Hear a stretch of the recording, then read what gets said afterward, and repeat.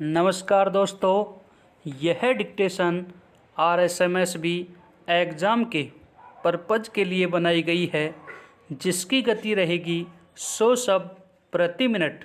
Dictation शुरू होगी 5 second बाद।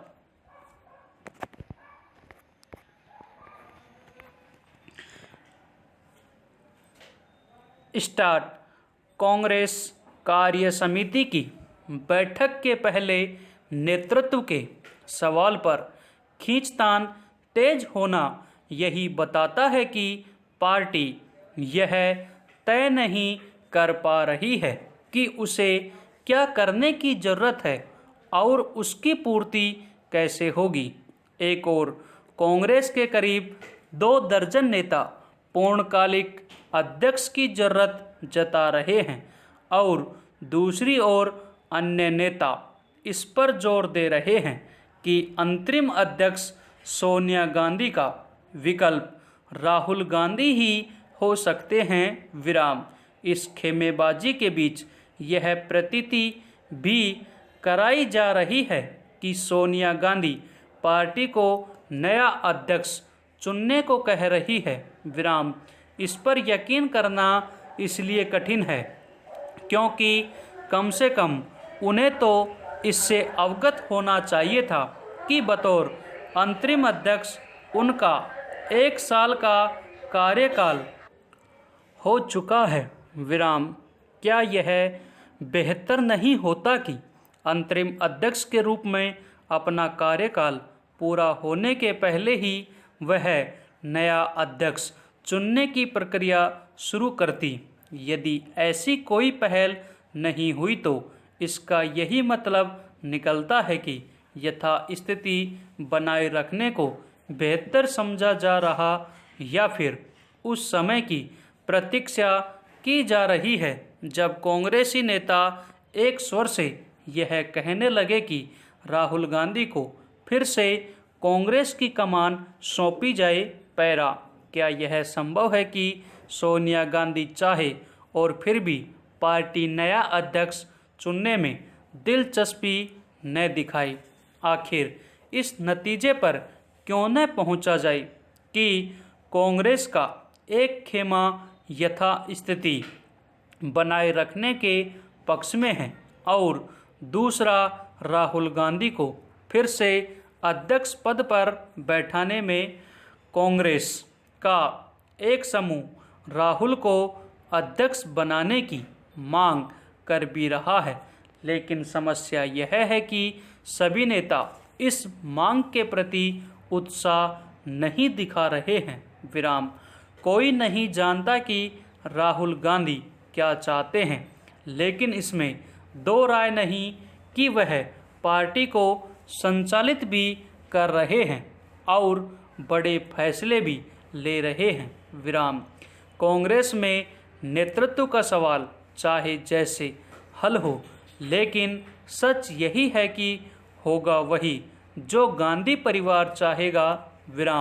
शायद इसी कारण प्रियंका गांधी की इस बात को खारिज करने में देर नहीं की गई कि परिवार से बाहर का कोई अध्यक्ष बने। भले ही कांग्रेस यह साबित करना चाहे कि वह पार्टी नेताओं की इच्छा के अनुरूप नेतृत्व का फैसला करने को तैयार है, लेकिन वास्तविकता यही है कि गांधी परिवार अपनी इच्छा पार्टी पर थोपने की राह तलाश रहा है।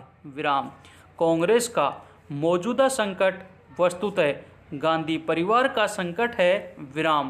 परिवार के असमंजस से उपजे इस संकट ने ही पार्टी को 2 खेमों में बांट दिया है। स्वच्छता के मोर्चे पर हिमालय की स्थिति अपेक्षाकृत ठीक है, लेकिन सुधार की गुंजाइश तो सदैव ही विद्यमान रहती है।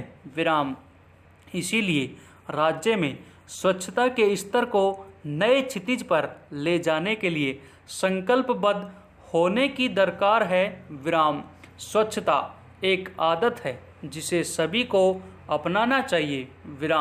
यदि आप में स्वच्छता के गुण होंगे तो उनसे प्रभावित होकर बच्चे भी उन्हें अपनाएंगे। विराम। स्वच्छता के लिए कई अभियान चलाए जाते हैं। विराम। कई स्वयंसेवी संगठन भी स्वच्छता के लिए हाथ बढ़ाते हैं। विराम।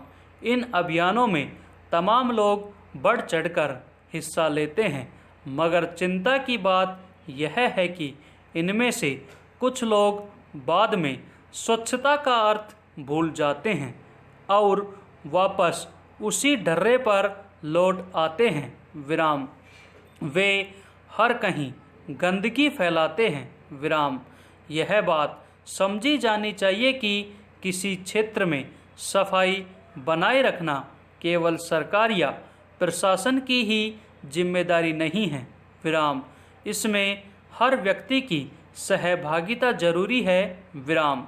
सरकारी स्तर पर तो स्वच्छता के प्रयास किए जा रहे हैं, जरूरत इस बात की है कि आम नागरिक भी इस मुहिम में शामिल होकर तेजी से कदम बढ़ाएं। विराम।